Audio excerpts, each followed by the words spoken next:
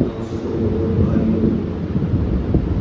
امت مسلمہ کی عظیم مقدس بہنوں بیٹیوں،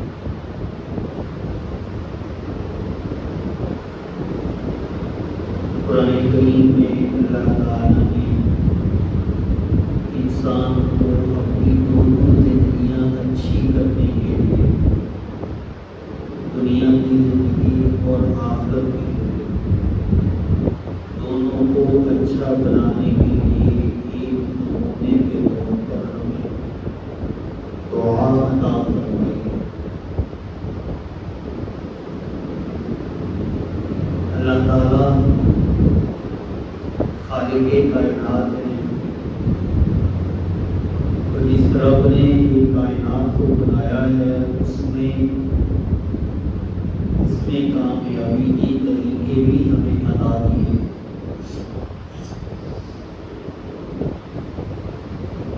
رسول اکرم صلی اللہ علیہ وآلہ وسلم اس دعا کا بہت اہتمام فرماتے ہیں، اور خود بھی اور صحابہ کرام رضوان اللہ علیہم اجمعین کو بھی اس دعا کی ترغیب دی۔ ایک صحابی حضور اکرم صلی اللہ علیہ وسلم کی خدمت میں حاضر ہوئے اور عرض کرنے لگے، یا رسول اللہ، میں اللہ تعالیٰ سے دنیا کی کسی چیز کا مطالبہ نہیں کرتا، جیسی بھی ہو، جس طرح کی بھی ہو، مجھے منظور ہے، لیکن آخرت میں یہ ضرور کہتا ہوں، یا اللہ آخرت اچھی ہو جائے، آخرت بڑی ہو۔ آپ صلی اللہ علیہ وسلم نے اسے منع فرمایا۔ آپ نے فرمایا ہے، میرے صحابی کو ایسا کیوں کہتے ہو کہ دنیا جیسی بھی ہو، دنیا بھی اللہ کا بنایا ہوا ہے، دنیا کا نظام بھی اللہ تعالیٰ کا ترتیب دیا ہوا ہے، آخرت بھی اللہ تعالیٰ کی بنائی ہوئی ہے، بلکہ تم یہ دعا مانگا کرو، ربنا آتنا فی الدنیا حسنہ وفی الآخرۃ حسنہ، کہ اللہ ہمیں دنیا کی زندگی میں بھی اچھائی والا معاملے پر، اچھائیاں یعنی خیر بھلائی اور تمام طرح کی راحتیں، تمام طرح کی نعمتیں حسنہ کے ساتھ سارے کا سارا ہی انسان اپنے رب سے مانگ لے۔ تو آپ نے فرمایا، میرے ساتھی، ربنا آتنا فی الدنیا حسنہ، اللہ سے دعا مانگا کرو، اللہ دنیا میں بھی اچھائی والا معاملہ، وفی الآخرۃ حسنہ، اور آخرت میں بھی اچھائی کا اور بھلائی کا معاملہ۔ تو یہ دعائیں چونکہ کچھ دعائیں وہ ہوتی ہیں جو مصنون ہوتی ہیں، مصنون دعاؤں کو کہتے ہیں جو رسول اکرم صلی اللہ علیہ وسلم نے مانگی ہوتی ہیں۔ کچھ دعائیں وہ ہوتی ہیں جو مصنون ہوتی ہیں، لیکن مصنون کے ساتھ ساتھ وہ قرآن پاک کی آیات بھی ہوتی ہیں۔ ان دعاؤں کا مرتبہ اور درجہ دوسری دعاؤں سے زیادہ ہو جاتا ہے۔ جو دعائیں مصنون ہیں لیکن قرآن کریم کی آیات نہیں ہیں، وہ دعائیں بھی یقیناً قبولیت کو پہنچتی ہیں، کیونکہ حضور پاک صلی اللہ علیہ وسلم کی زبان اطہر سے نکلے ہوئے الفاظ ہیں۔ اور کچھ دعائیں وہ ہیں جو اللہ تعالیٰ نے خود بیان فرمائی، کلام اللہ کے طور پر نازل فرمائی۔ ان کا درجہ سے اس لیے زیادہ ہو جاتا ہے کہ دعا کو کہتے ہیں، دعا کا معنی ہے مانگنا، پکارنا، مناجات کرنا، ہاتھ پھیلانا، دامن پھیلانا، دلی آزادی کرنا۔ تو جس رب نے عطا کرنا ہوتا ہے اس نے خود ہی بتایا ہے کہ تم مجھ سے جب مانگو تو اس طرح مانگا کرو، میں اس طرح تمہیں زیادہ دوں۔ تو جب وہ دعائیں ہم مانگتے ہیں تو ان دعاؤں کا درجہ دوسری دعاؤں سے زیادہ ہوتا ہے۔ ویسے ہی جو مصنون دعائیں ہیں ان دعاؤں میں ایک دعا ربنا آتنا فی الدنیا حسنہ وفی الآخرۃ حسنہ، اے اللہ ہمیں دنیا میں بھی اچھی زندگی عطا فرما اور آخرت میں بھی اچھی زندگی عطا فرما۔ جس وقت انسان کو اپنے دونوں جہانوں کی کامیابی کا لحاظ ذہنی طور پر رہتا ہے، جب انسان دونوں جہانوں کو اپنے ذہن میں رکھ کر زندگی گزارتا ہے، پھر انسان کی دنیا کی زندگی بہت آسان ہو جاتی ہے۔ جب ایک ایسا گھر ہے جس گھر میں رہنے کے لیے ہم نے اس گھر کو بنانے والے سے پوچھا، یعنی خالق کائنات سے، مالک دو جہان سے، اللہ رب العالمین سے، یہ دنیا ہے، اس کی حقیقت کیا ہے؟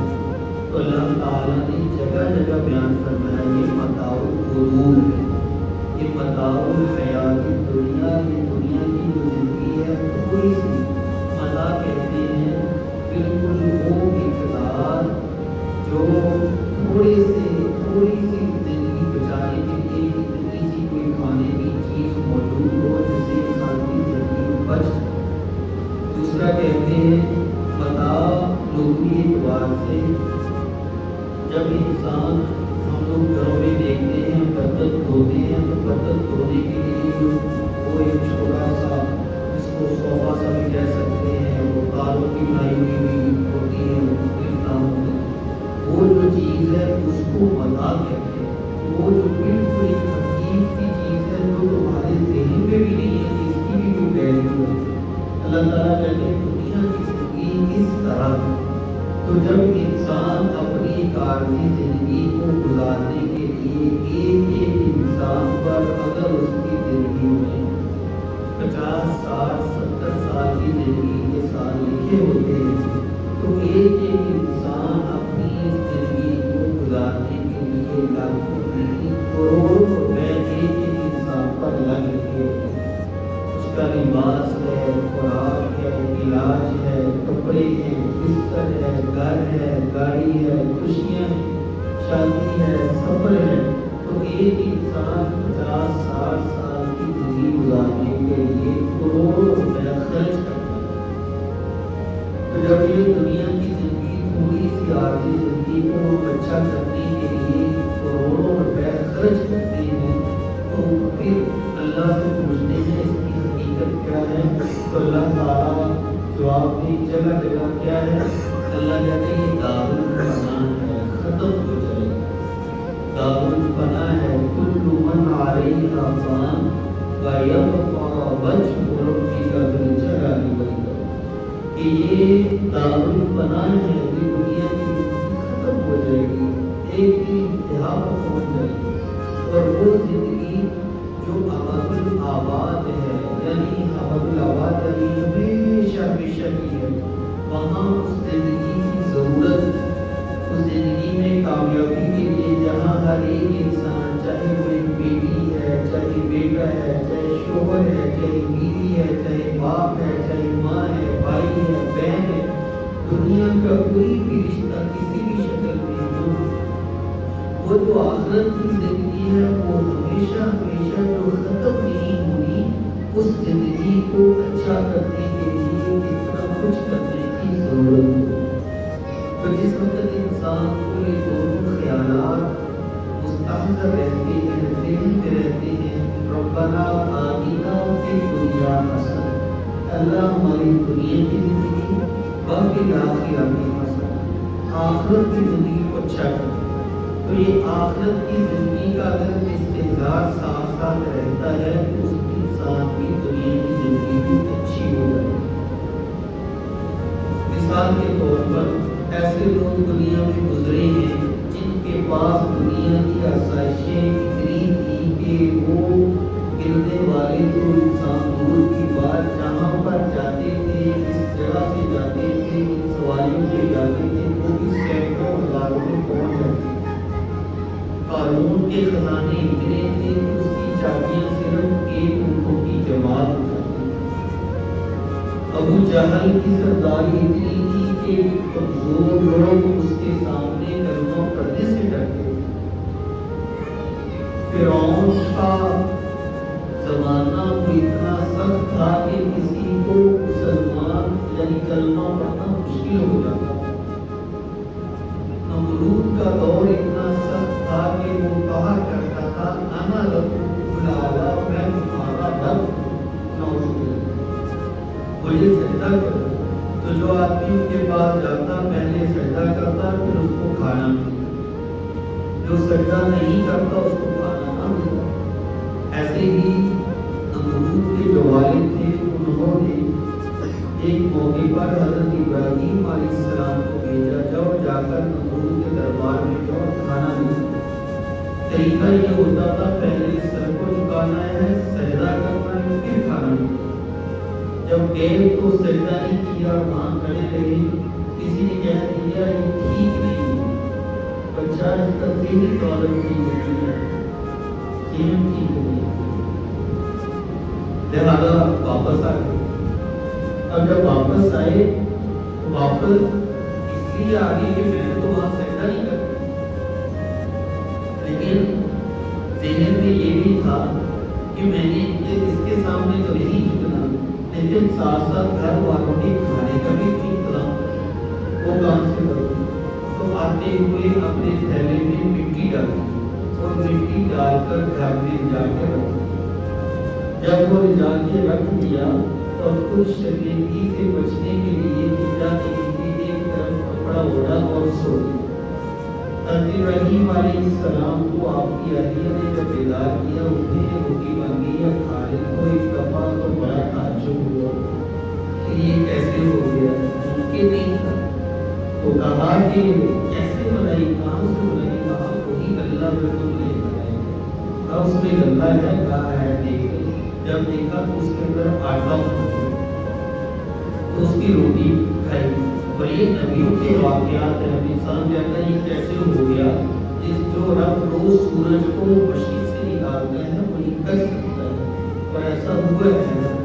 حضرت ابراہیم علیہ السلام کے زمانے میں جب نمرود سے مقابلہ ہوتا ہے تو اتنے معجزات سامنے حضرت ابراہیم علیہ السلام کے آتے ہیں۔ قرآن کہتا ہے وہ آگ کے ساتھ میں حضرت ابراہیم علیہ السلام 40 دن گزار کے باہر آئے۔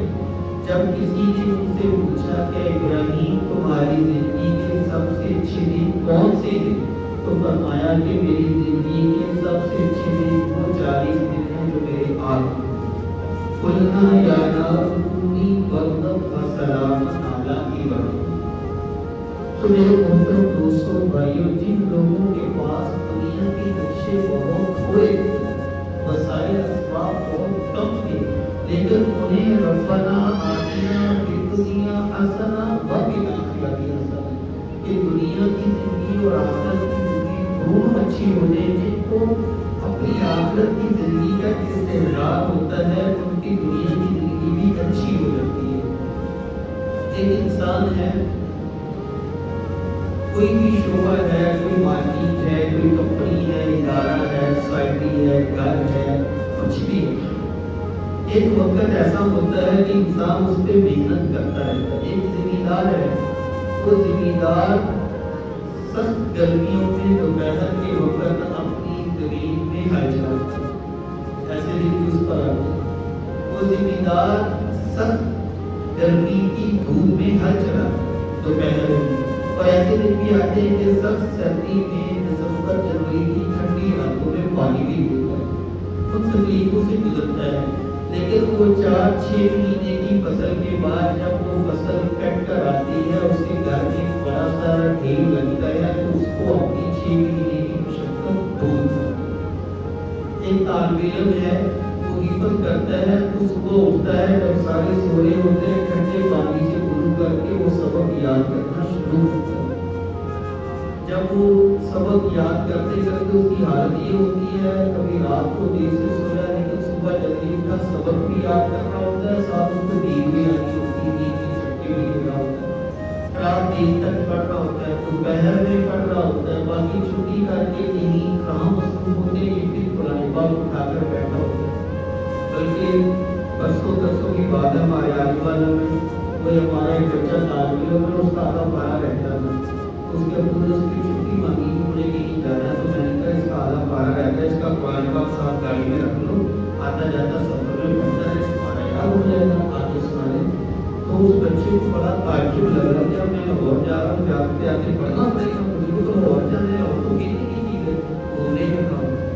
تو لیکن کیا ہے کہ وہ اتنی مشقتیں کرنا ہوتا ہے، لیکن وہ 3 سال 4 سال 5 سال کی محنت کے بعد جب وہ دیکھتا ہے کہ سارے رشتے دار جمع ہیں، سارے لوگ جمع ہیں، اور عزت کے ساتھ اس کو بلایا جاتا ہے، اور اس کے گلے میں ہار پہنایا جاتا ہے، اور سارے اس کو مبارکباد دیتے ہیں، اور دوسرے لوگ دیکھ کر رشک کرتے ہوتے ہیں، کاش ہم بھی اس منصب کو پا لیتے، ہمیں بھی یہ اعزاز مل جاتا۔ اور یہ وہ چھوٹی سی جنت ہوتی ہے جو دنیا کی ہے، آخرت میں جب اللہ تعالیٰ اپنی شان کے مطابق ان کو والدین کو تاج پہنائیں گے، وہ تو کبھی عقل میں آ ہی نہیں سکتے، تو اس وقت انسان کتنی حسرت کرے گا۔ تو یہ انسان جو 4-5 سال محنت کرتا ہے، اس کو جو خوشی ملتی ہے تو اس کو اپنی سردی کے راتوں کا وضو کرنا، دوپہر کی گرمی میں جون جولائی کے دنوں میں پڑھنا سب بھول جاتا ہے۔ ایسے ہی ہمارا ایک وہ بچہ ہوتا ہے جو میڈیکل کی لائن میں جا رہا ہوتا ہے، CSS کی تیاری کر رہا ہوتا ہے، MPhil کر رہا ہوتا ہے، دن رات محنت کرتا ہے، کوئی 4 سال میں ڈگری کمپلیٹ کرتا ہے، کوئی 2 سال، کوئی 8 سال، لیکن جب وہ ایک دن اپنے سارا کام کر کے ڈگری ہاتھ میں لے کر ایک دن اس منصب پر بیٹھتا ہے تو اس کو وہ ساری تکلیفیں بھول جاتی ہیں۔ اسی طرح ربنا آتنا فی الدنیا حسنہ وفی الآخرۃ حسنہ وقنا عذاب النار، کہ جب دنیا کی زندگی گزارتے ہوئے انسان کو اپنی آخرت کی زندگی کا بھی دھیان ہو، اور ساتھ ساتھ یہ ذہن میں رہے کہ یہ دنیا کی زندگی صرف دنیا کی نہیں ہے، یہ دنیا کے شب و روز، دنیا کے دن-رات، دنیا کی کوششیں، دنیا کی محنتیں میری آخرت کی زندگی کو ساتھ ساتھ یا بگاڑ رہی ہے یا سنبھال رہی ہے۔ اگر دنیا کی زندگی میں انسان اللہ کی فرما برداری کے مطابق ہے تو آخرت کی زندگی کے لیے علیحدہ سے کچھ نہیں کرنا پڑتا، خود بخود ہی سنبھلتی رہتی ہے۔ لیکن اگر دنیا کی زندگی میں انسان میں بگاڑ آ جاتا ہے، حدیث پاک میں آتا ہے الا ان فی الجسد مضغۃ اذا صلحت صلح الجسد کلہ واذا فسدت فسد الجسد کلہ الا وہی القلب الا وہی القلب الا وہی القلب۔ اے انسانوں ذرا غور سے سنو، تمہارے جسم کے اندر گوشت کا ایک لوتھڑا ہے جس کو دل کہا جاتا ہے، اگر وہ ٹھیک ہو تمہارا سارے کا سارا جسم صلح الجسد کلہ، سارے کا سارا جسم ٹھیک ہو جاتا ہے۔ لیکن اگر وہ گوشت کا چھوٹا سا ٹکڑا خراب ہو جائے تو تمہارا سارے کا سارا جسم خراب ہو جاتا ہے۔ آپ نے فرمایا الا وہی القلب، غور سے سنو وہ دل ہے، غور سے سنو وہ دل ہے، غور سے سنو وہ دل ہے۔ میرے محترم دوستو، دنیا کے اندر جتنا بھی معاشرہ قائم ہے، اس کا جو مرکزی کردار وہ انسان کے ساتھ جڑا ہوا ہے۔ مرکزی کردار اس میں انسان کا ہے۔ جب اس کی زندگی درست ہوتی ہے، دنیا کے سارے معاملات درست ہو رہے ہوتے ہیں۔ اسی لیے اللہ تعالیٰ نے انسانوں کو ڈسپلن کے ساتھ جوڑا ہے، نظم کے ساتھ جوڑا ہے۔ وَالشَّمْسُ تَجْرِی لِمُسْتَقَرٍّ لَہَا ذَلِکَ تَقْدِیرُ الْعَزِیزِ الْعَلِیمِ۔ یہ جو سورج بھی روز آتا ہے، یہ اللہ تعالیٰ سے اجازت لے کر درست ہوتا ہے، اور ایک دن ایسا بھی ہوگا،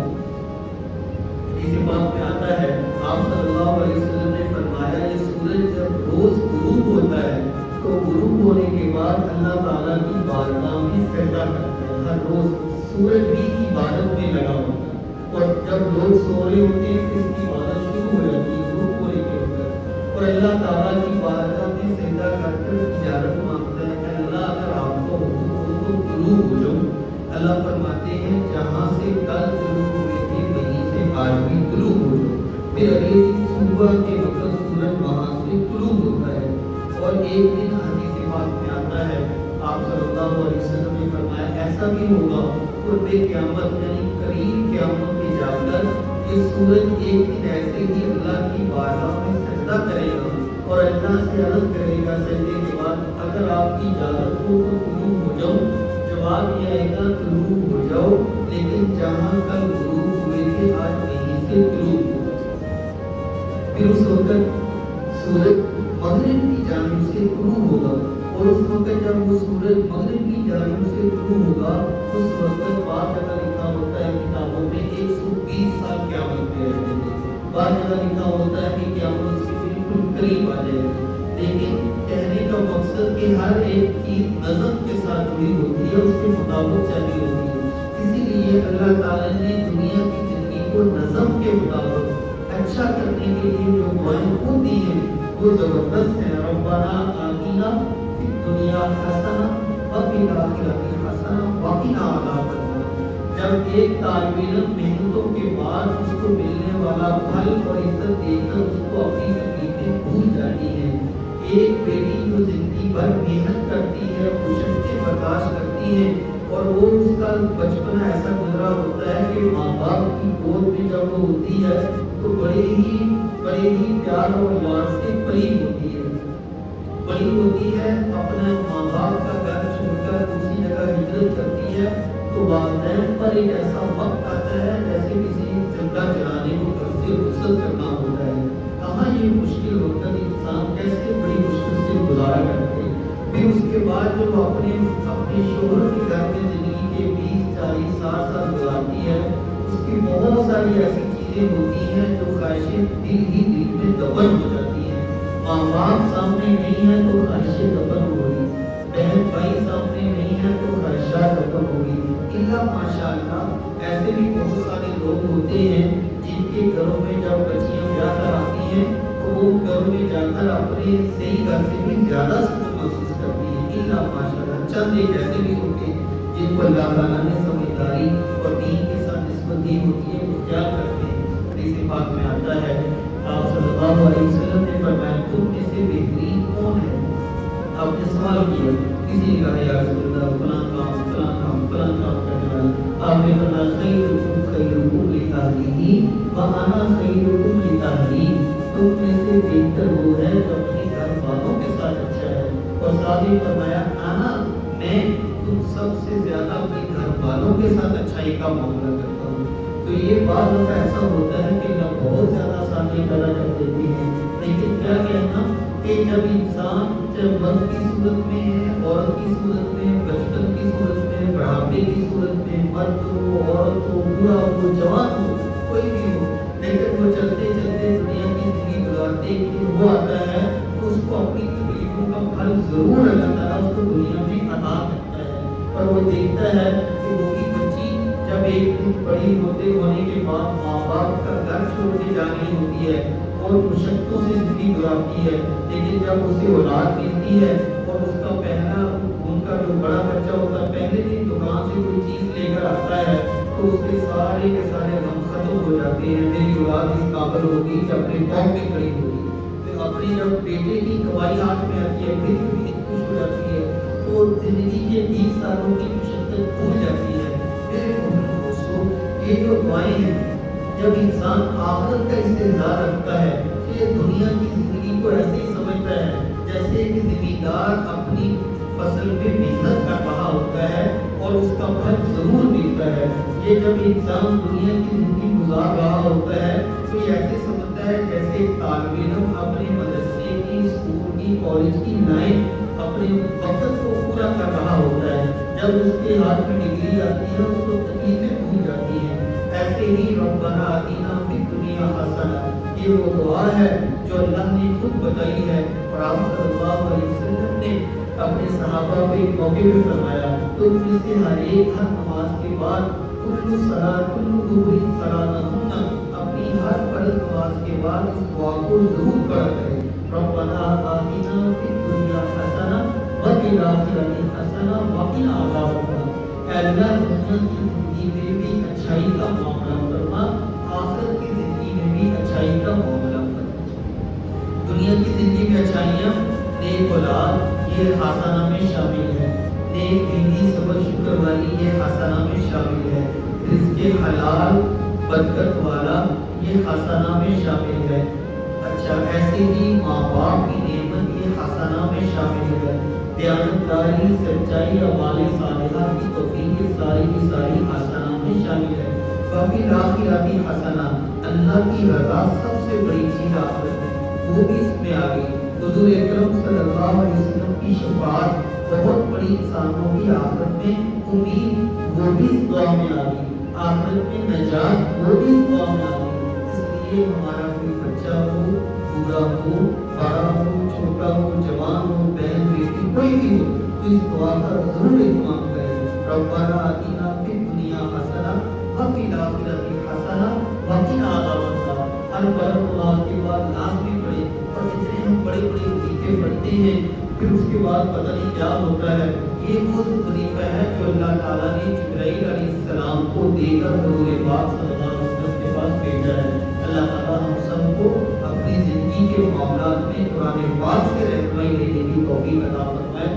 اور ان دعاؤں کا اہتمام کرنے کی توفیق عطا فرمائے۔ باقی دعوانا